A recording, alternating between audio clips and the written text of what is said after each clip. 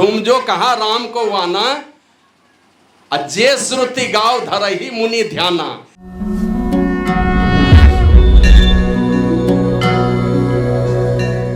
पहले हम लोग आ सही दीर्घई पढ़ते थे, हाथ घुमाते थे स्लेट पेंसिल लेकर के। बाद में ये for apple B for bag आ गया। अभी खिलौना दिखा दिखा के अक्षर का पहचान कराया जाता है। तो अलग अलग समय में अलग अलग विचार, बच्चे के अंदर में जैसा चीज देखता है, नहीं तो शिक्षक के विचार में जैसा चीज आता है। अभी देखते हैं एक दो स्कूल में इस प्रकार का छोटे बच्चे से हाथ मिलाएगा तो शिक्षक उससे हाथ मिलाएगा, पैर छू के प्रणाम करेगा तो शिक्षक माथा पर रख के आशीर्वाद देगा। कोई आकर के शिक्षक को क्या कहते हैं पप्पी लेगा तो ये भी उसको उसी तरह से पप्पी लेगा। मतलब बच्चा जिस तरह से माने विकास हो बच्चे के अंदर में, तो उसी प्रकार महर्षि वेद व्यास ने लोक कल्याण के लिए ज्ञानी लोग जो हैं, संत लोग जो हैं, योगी लोग जो हैं, वो तो कठिन व्रत कर लेंगे, एकांत में जाकर के क्या कहते हैं योग साधन कर लेंगे। लेकिन साधारण लोगों को किस प्रकार से भक्ति के साथ जोड़ा जाए, तो एकदम रस से भरा हुआ 18 पुराण का रचना कर दिया। जिस तरह से चल सको उसी का रास्ता पकड़ करके चलो। अब भक्ति का संस्कार अपने में भर करके तब संतों के सानिध्य में जाओ। तो 18 पुराण की रचना कर दी। ये क्या कहते हैं 4 वेद का विभाजन करने का काम किया। फिर महाभारत की लिखी, भागवत महापुराण लिखा। यही कहा था देवर्षि नारद को कि भगवान मुझे चैन नहीं मिलता है। 18 पुराण हमने लिखे अपने ज्ञान से। और ज्ञानी भी कैसे थे, अपने लिखते नहीं थे, लिखते थे तो लिखने के लिए कौन चाहिए भाई। अभी देखते हैं ना हमारे यहाँ डीसी लोग जाते हैं कहीं पर टूर में, तो बोलेंगे कुछ तो अपने साथ में एक स्टेनो लेके चलते हैं। वो स्टेनो क्या करता है, शॉर्ट हैंड में लिखता है, वहाँ जाके कंप्यूटर टाइपिंग होता है, तब चिट्ठी बनती है। महर्षि वेद व्यास लिखते थे तो अपने नहीं लिखते थे। कब बोलेंगे हम तेजी से तो लिखेगा कौन, तो लिखने के लिए गणपति जैसा लेखन करता तैयार किया था। कौन लिखेगा, तो गणेश भगवान लिखेंगे। तो इस प्रकार लिखने वाला। और सुधार कौन करेंगे, तो मीमांसा के आचार्य थे जैमिनी जी, उनको बिठा के रखा था। इस साधुकड़ी भाषा बोलने में कहीं माने क्या कहते हैं भाषा में कोई गलती नहीं आ जाए, तब मीमांसा के सबसे बड़े आचार्य जैमिनी जी को रख लिया था कि आप गलती सुधार कीजिएगा। और लिखने वाले गणपति जी गणेश भगवान होंगे लेखन करता। तो इस प्रकार महर्षि वेद व्यास इन सारे शास्त्रों की रचना करके संसार का बड़ा कल्याण किया है। अंतिम में कहा कि भगवान हमने क्या कर बहुत कुछ लिखा, संसार के लिए बहुत कुछ किया, लेकिन मन में शांति नहीं है। तो कहा कि आपने बहुत सारे पुराण की रचना की, वेद की रचना कर दी, बहुत सारे ग्रंथ आपने लिखे, महाभारत लिखे, गीता लिखे, सब कुछ लिखे, लेकिन एक चीज आपने नहीं लिखा, परमात्मा के यश का वर्णन आपने नहीं किया, उनका गुणगान का नहीं आया। ऐसा कोई शास्त्र आपने बता दीजिए। तो ये भागवत महापुराण की रचना की है उन्होंने अंतिम में। तो इस प्रकार उनका जीवन रहा लोक कल्याण के लिए। लेकिन ये सारे काम करने के लिए उन्हें महापुरुषों की संगति, जब तक महापुरुषों की संगति में नहीं जाएंगे, सुबह सुन रहे थे ना, अपने आप कोई थीर बुद्धि वाला अगर इस रास्ते पर चल ले तो चल ले, अपना भला कर ले तो कर ले, लेकिन अपने से अपनी संभाल करना बड़ा ही मुश्किल है। इसीलिए कोई शुद्धाचारी, तपस्वी, ध्यानी, चरित्रवान है ना, सुरत शब्द योग का अभ्यासी पुरुष कोई मिले जो अपने त्याग, वैराग्य और अपने ऊंचे मनोबल और चरित्र बल और ध्यान बल के द्वारा हमारे जैसे भक्तों को के चरित्र के बल को, मन के बल को, बुद्धि के बल को और अंतिम चरित्र बल के साथ ही साथ ध्यान बल को भी ऊपर उठा दे। इसीलिए हम लोग बड़े महापुरुष की संगति में जाकर के उसकी याचना आराधना करते हैं। तो ऐसे महापुरुष देवर्षि नारद के संगति प्राप्त करके उन्होंने ये सारे ज्ञान ध्यान की बातें सीखी और लोक कल्याण के लिए उन्होंने इस प्रकार 18 पुराण की रचना की, वेद की रचना की, महाभारत की रचना की, उसी का भाग है गीता, उसकी रचना की और दुनिया भागवत महापुराण की रचना की और दुनिया का बड़ा कल्याण किया है उन्होंने। लेकिन क्या वे ही कर पाते हैं? तो हमारे गुरु महाराज कहते नहीं, जो महापुरुषों के बताए रास्ते पर जो भी चलेंगे उन सबके जीवन में भी यही गति, यही स्थिति आने वाली है। और इसके लिए चले किन के साथ, तो तुलसीदास जी महाराज वही क्रम से वंदना करके बतलाते हैं कि संसार में अगर कोई वंदनीय है, कोई पूजनीय है, तो क्रम से वो वर्णन किए हैं। उसमें आया बंदों प्रथम महीसुर चरण, इस धरती वाले देवता की मैं वंदना करता हूँ। अब महिषूर के विषय में गुरु महाराज लिखते हैं, महिषूर कौन? तो कहते हैं धरती वाले देवता, लिखते हैं ब्राह्मण अर्थात ब्रह्मज्ञानी महापुरुष, और वे ही निसंदेह कहते हैं बंदों प्रथम महिषूर चरना, ये धरती वाले देवता की वंदना करता हूँ। धरती वाले देवता माना ब्राह्मण अर्थात ब्रह्म तत्व को जानने वाला, ब्रह्म ज्ञान को जानने वाला। ये गुरु महाराज कहता है निसंदेह, कहते हैं बंदों प्रथम महिषूर चरना, मोह जनित संशय संहरना। अज्ञानता से उत्पन्न सारे संशयों को कौन समाप्त कर सकते हैं? जो ब्रह्मज्ञानी महापुरुष हैं, जिनका संशय समाप्त हो गया, उस परे से परे परमात्मा का जिसने दर्शन कर लिया, वे ही हमारे संशयों का निदान कर सकते हैं। और वे कौन हैं? तो बोला और देवता तो और लोक में, ये धरती वाले देवता मनुष्य शरीर में, धरती वाले देवता और सारे देवता अलग अलग दिव्य लोकों में, देवलोकों में, ब्रह्मलोक में, शिवलोक में, विष्णु लोक में और किन्हीं किन्हीं लोकों में, लेकिन ये धरती वाले देवता हम आपके बीच में से ही पैदा होते हैं। पहचान बड़ी दुर्लभ है, और यही है मोह जनित संशय संवरना, माना अज्ञानता से उत्पन्न जो भी आपके अंदर में संशय है। जैसे माता पार्वती शंकर भगवान की अर्धांगिनी है, और जैसे जय सचिदानंद कह के प्रणाम किया, किनको किया प्रणाम? है ना, का राम ब्रह्म परमारथ रूपा, अविगत अलख अनादि अनुपा, जो परमार्थ स्वरूप जो परमात्मा है ना, ये कहते हैं वही मनुष्य शरीर के धर करके इस संसार में आए। और जय सचिदानंद कह के जो ही प्रणाम किया, बस संदेह हो गया कि ये अपने पत्नी के चक्कर में गाछ वृक्ष किससे किससे जाके पूछ रहे हैं, भौरों से पूछते हैं, हिरन से पूछते हैं, लता से पूछते हैं, भूमि में जो बील है वहाँ जाकर के पूछते हैं, ए खग, ए मृग, ए मधुकर श्रेणी, क्या देखी सीता मृग नैनी, पत्नी के वियोग में इतना जो पागल है वो जय सचिदानंद कैसे हो सकते हैं, इनके आराध्य देव इष्ट देव कैसे हो सकते हैं मेरे पति के? तो पहचान नहीं सका। तो वही शंकर भगवान कहते हैं कि ए पार्वती, यद्यपि हमने तो सोचा था तुम में कोई मोह नहीं है, कोई अज्ञानता नहीं है, सब बात तो ठीक ठीक ही पूछी थी, है ना। उमा प्रश्न तव सहज सुहाए, सुखद संत सम्मत मोही भाए, एक बात नहीं मोही सुहानी, यद्यपि मोह भस कहे भवानी। ए पार्वती, एक बात मुझे अच्छी नहीं लगी, सारे प्रश्न तो तुम्हारे संतों के अनुकूल थे, लेकिन एक बात मुझे अच्छी नहीं लगी। ऐसे तुम जो पूछी थी ना, वो तो मोह के वशीभूत ही कही थी। हमने सोचा कि कोई अज्ञानता नहीं है तुम्हारे अंदर में, मोह भंग हो चुका है, लेकिन बाद में पता चला कि नहीं, अभी भी तुम्हारे अंदर में कुछ अज्ञानता है, अज्ञानता के वशीभूत होकर के तुमने कही थी। सब प्रश्न अच्छे लगे, लेकिन एक बात अच्छी नहीं लगी। क्या क्या अच्छी नहीं लगी? तो कहते हैं कि तुम जो कहा राम को आना, तुम जो कहा राम को आना, अजय श्रुति गाव धरही मुनि ध्याना।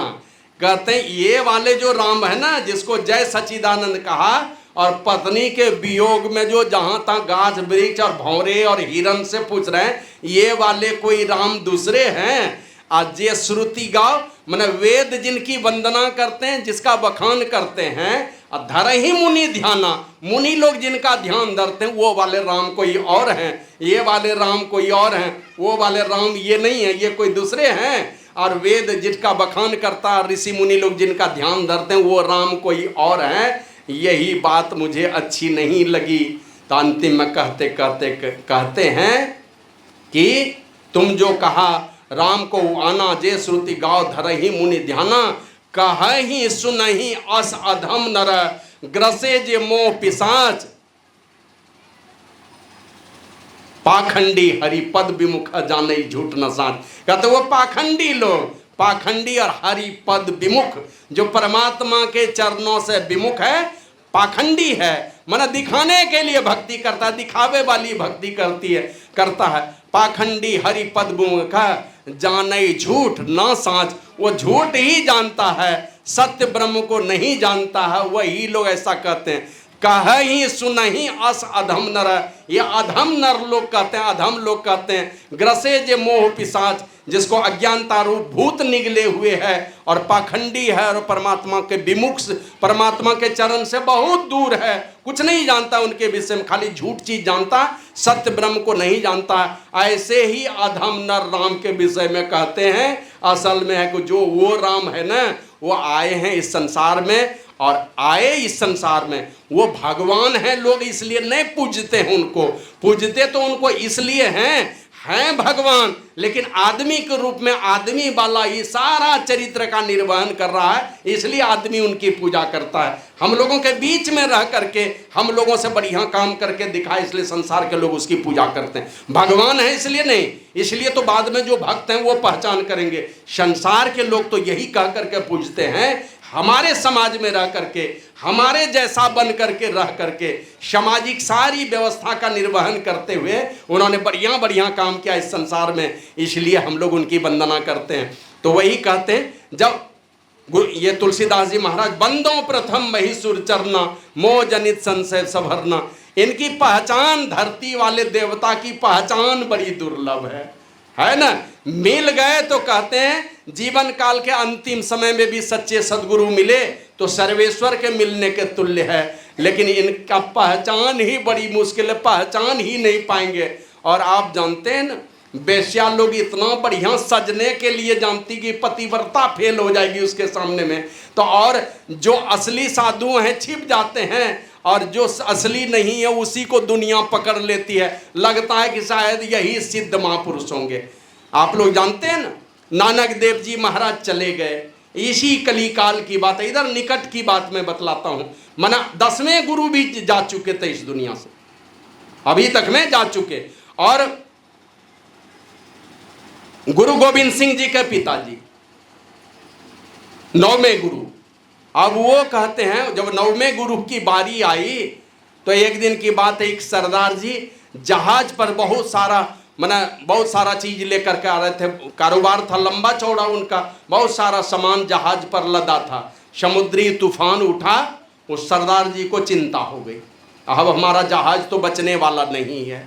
अब देवी देवता पीर फकीर किसको किसको मन ही मन प्रार्थना किया, लेकिन समुद्री तूफान रुका ही नहीं।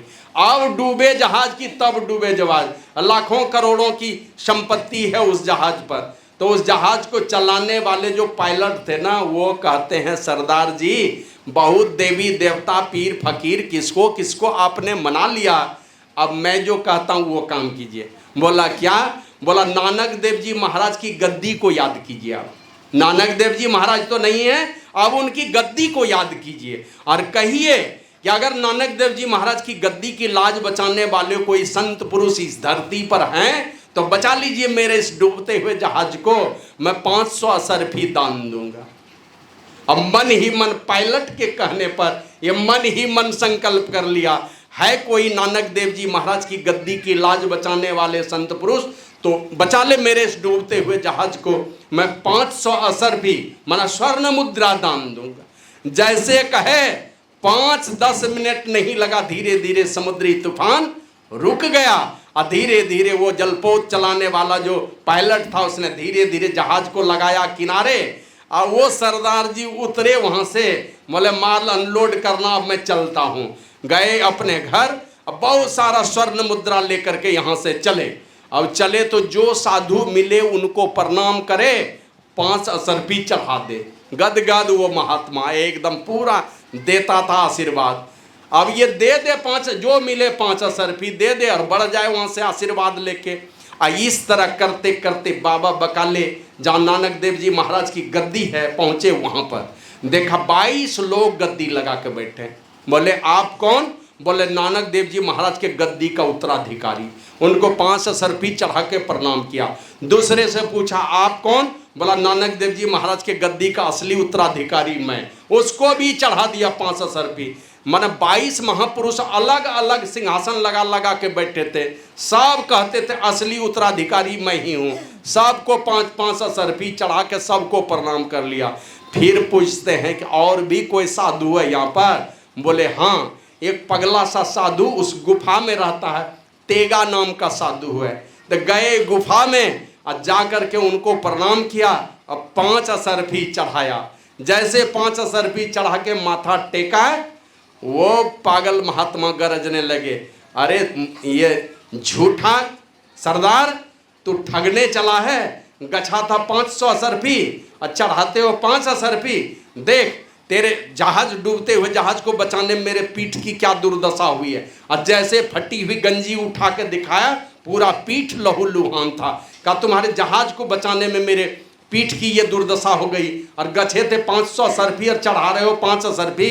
सरदार जी समझ गए असली वाला यही है, क्योंकि हमने जो मन में गछा था 500, ये तो कोई नहीं जानता था, कोई बोला भी नहीं, ये जान रहा है, इसका मतलब सचमुच में यही गया था मेरी जहाज को बचाने के लिए। बस 500 असरफी चढ़ाया और कहा अब हम चलते हैं। क्या करने? बोला अब जाऊंगा, हल्ला करूंगा। क्या हल्ला करोगे?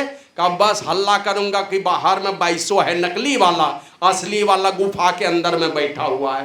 तो अंदर वाले वो तेगा नाम का साधु कहता है, अगर बाहर में जाके हल्ला किया तो तेरा मुंह काला हो जाएगा। अब साधु पुरुष किस तरह से छिपा कर रखते हैं अपनी शक्ति को, कब बाहर जाके अगर हल्ला किया तो तेरा मुंह काला हो जाएगा। तो वो कहता मेरा मुंह काला हो जाए तो हो जाए, लेकिन नकली को पुजवाने हम नहीं देंगे, हम तो असली को उजागर करके रहेंगे। मेरा मुंह काला हो जाए तो हो जाए, और नहीं तो अगर मेरा मुंह गोरा रहेगा, काला के डर से डरते रहेंगे, सब लोग नकली का पूजा करते रहेगा, मर मर करके नरक में जाते रहेगा। तो हम ये काम करेंगे नहीं, हम असली वाला का पूजा करवाएंगे। कहा जाओ तब तुमको मुंह काला करवाना है तो। गमछा लेके चढ़ गया एक पहाड़ के चट्टान पर, गुरु लाधोरे, मतलब हमने गुरु पाया, यही हल्ला करने लगा। और देखते देखते मुंह काला हो गया, लेकिन हल्ला कर दिया कि असली वाला भीतर में बैठा, ये 22 जो है ये असली नहीं है। तो 22 अपना गद्दी और सिंहासन उठा के सब भाग गया, और वो 22 के बदले में गुफा वाला जो पगला साधु था ना, वही तेगा नाम का साधु गद्दी पर आसीन हुआ। वही आगे चल करके गुरु तेग बहादुर के नाम से दुनिया में प्रसिद्ध हुए। तो कहने का मतलब ये जो मैं ये कह रहा था कि उनकी पहचान बड़ी मुश्किल है। ऐसा सरल सीधा बन करके रहता है ना। गुरु महाराज को कहते थे लोग, हुजूर आपको कौन चमत्कार करेगा, ये आपको नमस्कार कौन करेगा? कोई चमत्कार नहीं है। तो चमत्कार क्या मानता है? मुंह से निकाल दो कोई क्या घड़ी, कुछ भी निकाल दो, अंगूठी निकाल दो, पैसा निकाल दो, आपका नमरी लेके ताबीज बना दो, यही सब पूछता है, कुछ ना कुछ चमत्कार का चीज। गुरु महाराज कहते हैं इस संसार में रावण से भी बड़ा चमत्कारी कोई था क्या? गर्दन काट के चढ़ा देता था भगवान को। है कोई भक्त? एक से एक भक्त आया, लेकिन गर्दन काट के चढ़ाने वाला कौन आया? माना पूजा भी करता था, गर्दन काट के ही चढ़ाता था भगवान को, और वो गर्दन इनके पास लौट करके आता था। और अब एक दो नहीं, लाखों लाख करोड़ों रावण अपने जैसा बना सकता था, वो इतना चमत्कार था उनके अंदर में। लेकिन कहा कि एक चीज, एक ही कमी रह गई उसके चलते, जिसके चलते सारा चमत्कार बेकार है। तो गुरु महाराज कहते हैं जीवन भर झूठ नहीं बोला, कोई चोरी नहीं की, कोई नशा नहीं लिया, कभी किसी को मन वचन कर्म से दुख नहीं दिया, और कभी भी सपने में भी पराई माँ बहन को कभी बुरे भाव से नहीं देखा, मेरा व्यभिचार का भाव मन में नहीं आया। इससे भी बड़ा कोई चमत्कार है दुनिया में क्या? एक पद में लिखते हैं गुरु महाराज, त्याग पंच पाप हो फिर पाप क्या करे, सतव्रत में दृढ़ आप हो कोई साप क्या करे।